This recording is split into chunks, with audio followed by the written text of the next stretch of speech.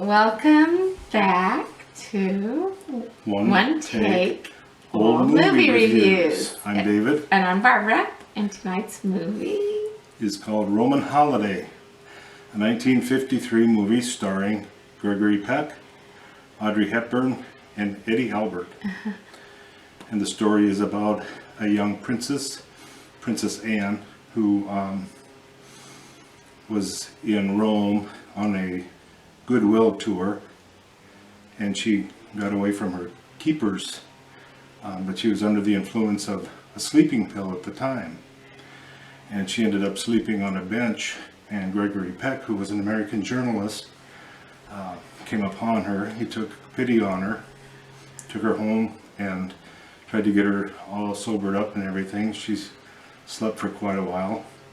Found out later that in fact she was the princess that was missing. And they didn't know she was missing. Nobody knew she was missing. They put out a press release that she was ill, very ill.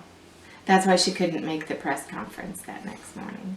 When he realized she was the princess, he went into his boss, the editor, and bet him that he could get an exclusive interview with the princess. Yep, with all kinds of intimate details. So they ended up spending the next day basically touring Rome. Yeah. This was her opportunity to get out and be an average person and do things like seeing the city and going to a sidewalk cafe and things like that that she otherwise wouldn't be able to do. She went to a dance in the evening with them, I guess. Okay. And So it was the first film, American film, filmed in its entirety in Italy, which is kind of cool. I'm sorry, I'll lead into this. I'm just going to say this really was the first major role for Audrey Hepburn. Yes, as a matter of fact, Cary Grant, excuse me. The film was, Gregory Peck's part was originally written for Cary Grant, but Cary Grant felt that he was too old to be Audrey Hepburn's love interest, who was only about 24 at the time. Anyway, so Gregory Peck, who had been in numerous movies before, 18 movies. 18 films and 4 Oscar nominations already. This film. Before this film even. And so he recognized that Audrey Hepburn was going to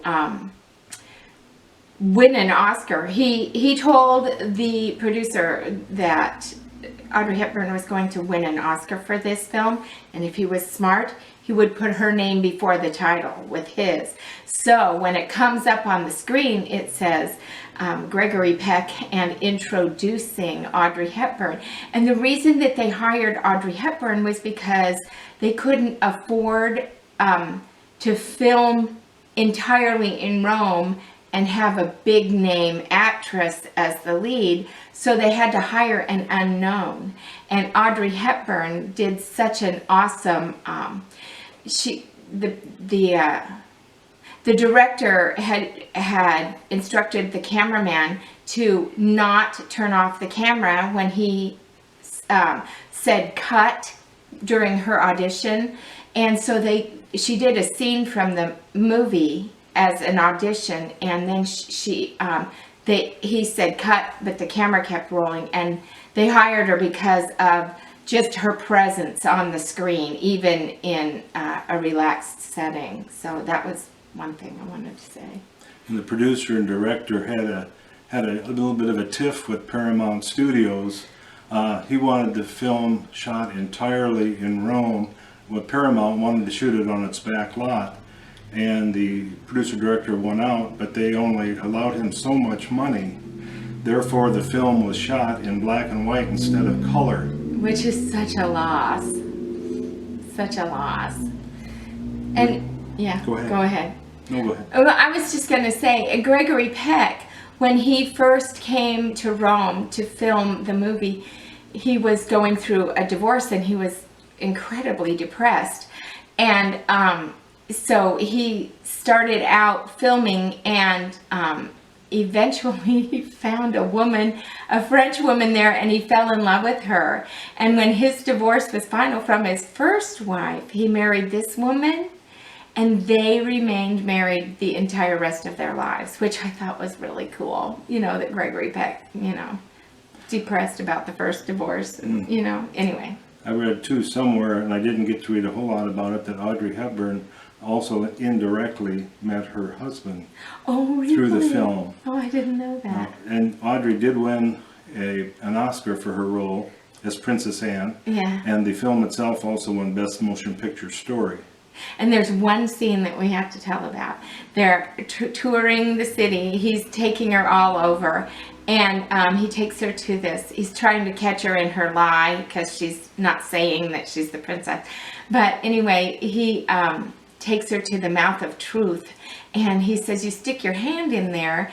And if you're not telling the truth, it will bite it off.